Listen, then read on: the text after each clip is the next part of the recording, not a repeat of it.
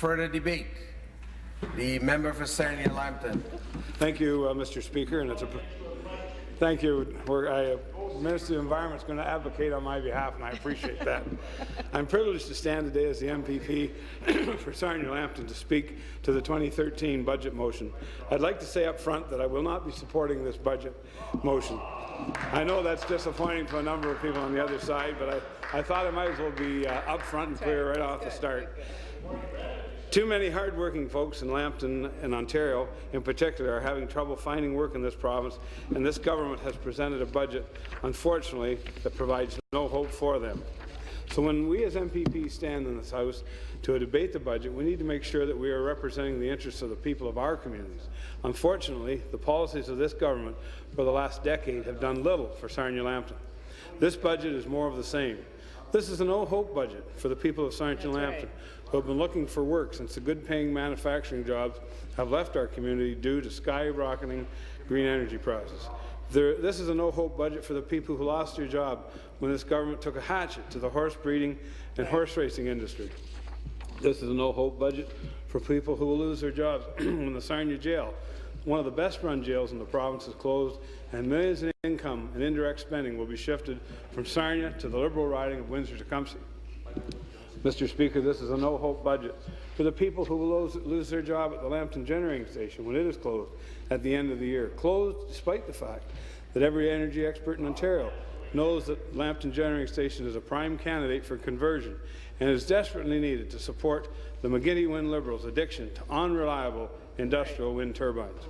Despite the wishes of the Premier and the leader of the NDP, the people of Sarnia-Lambton know that we can't waste another year or two talking about problems while they sit on their hands. But this is not my opinion alone. My constituents in Sarnia-Lambton have been overwhelmingly in favour of voting down this budget. In fact, I asked my staff to find me any letters from constituents asking that as the MPP for Sarnia-Lambton, I vote in favour of the 2013 Liberal NDP budget. Mr. Speaker, there were none.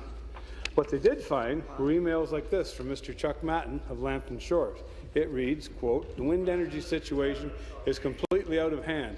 We have lost $2 billion over the last 6 years for our hydro dealings with the states and Quebec, and we pay the highest rates in North America. Why? Again, mismanagement. The only thing green about any of this is the money being wasted. The NDP won't bring down the Liberals because, in my opinion, Ms. Horwath is so unsure of her party's chances in an election and subsequently losing her seat. She talks a good plan at times, but always fails to press the Liberals on anything or really try to make a change. Too comfortable, I guess. The dice have been rolled and action must begin." Mr. Speaker, this is just one example of the tone of the emails my office has received since the Liberals and the NDP began negotiations to keep Premier Wynne and her Liberal henchmen in power. Here is another. I want to read this into the record because it is important that the people in this chamber are aware of what the people out on Main Street are saying. This email is from Mr. Rick Hornblower. It reads, "Well, Bob, almost 2 years, still not sure about my alliances. What I do know is that the Liberals must go. My belief at this hour is that the NDP government will support the present government. As much as the people of this province have had enough of the Liberals, I believe that those like yourself have to step up with the commentary. You need to convince the NDP to speak out against them in the legislature.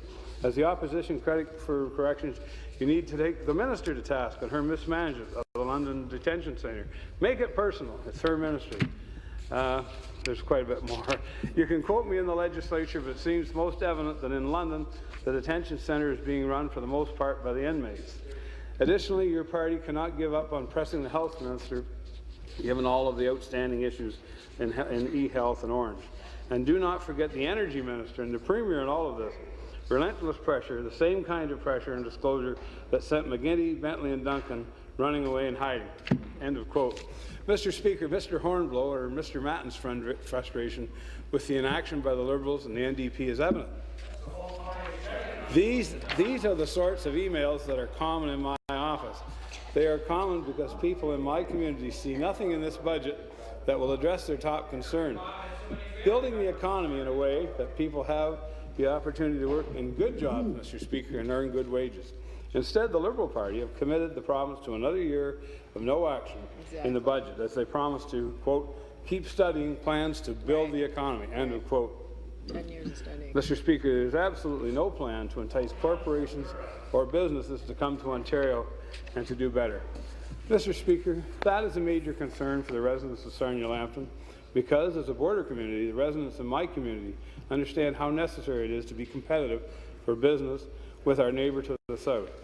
They understand that we are in constant competition with the U.S. in order to land the big investments and new jobs.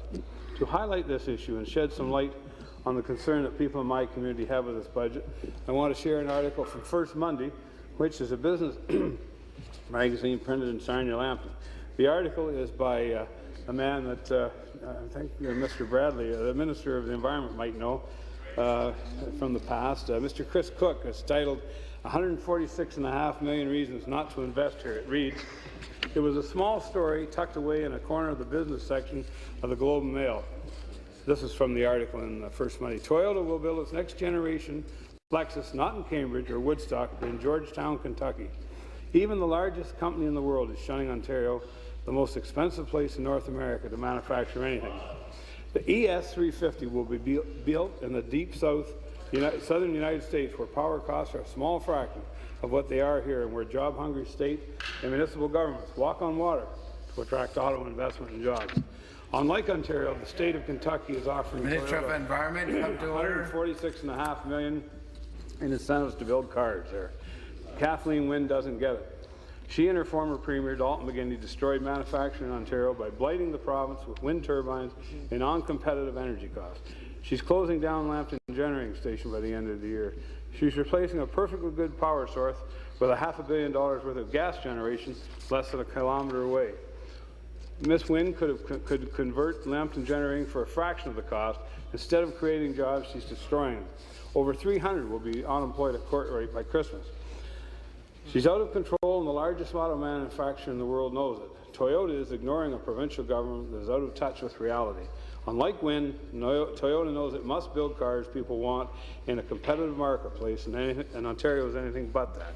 Power costs are too high, labour costs are too high, and taxes are too high. There are too many bureaucrats pushing around too much paper. Kathleen Wynne, or as Brian Keelan calls her, another commentator in that paper, Kathleen McGuinty, is allowing wind turbines to be built next to million-dollar homes along the Lakeshore Road in Plimpton and Wyoming. Everywhere we go in Ontario, we can see the power, but we just can't afford it. Toyota can see that too and must surely be asking the same question. I won't say what the next line was, it wouldn't be parliamentary. That was, again, Mr. Speaker, that was an article by Mr. Chris Cook, editor of First Monday publication in Sarnia. Mr. Speaker, as I said at the outside of my remarks, I will not be voting for this budget because as the elected member of provincial parliament for Sarnia-Lambton, I need to represent the opinions of the people of my community in this chamber. And Mr. Speaker, I might add, just to go back over that, the front on the harness racing industry in the past, Lambton Generating Station, the Sarnia Jail, and that's just a number I can think off the top of my head. I've had some help there from the member of Rural Affairs, the Minister of Rural Affairs. I'll pay him credit for that. Just as recently as April, May, he and I met, and I think we've got some results there. It's unfortunate that people were put through that, though, for the last year. I will say that. Mr. Speaker, as I said, I've already read that. The people of Sarnia-Lambton want change in government. They want a government that will be courageous in its leadership. They also want a government that will not hide or ignore the problems of today, as this Liberal budget instructs us to do. Mr. Speaker, in conclusion, I would like to add it's been an opportunity and a privilege to stand here today, debate the budget, and we did read the budget. I spent some time in the lockup. I know members of my party spent the whole day there. We spent a lot of time in there, and it's I'm still voting no, as the Minister of the Environment said. We had to weigh it all, and at the end of the day, we had to do what's right. And by my riding, and other members can speak for their riding. In conclusion, Mr. Speaker, unlike my colleagues in the NDP, I cannot support this budget or this government in good conscience. And as we've said all along, it's not so much about the budget, it's about this government in particular. It's not about numbers, it's about this government. We think they're past their best before time, and we can't possibly support them. I can't possibly support them. As the member for Sarnia-Lambton, my residents are asking for change at Queen's Park, and I am as well, Mr. Speaker. At that point, I will thank you for your indulgence and listen to the rest of the debate. Thank you.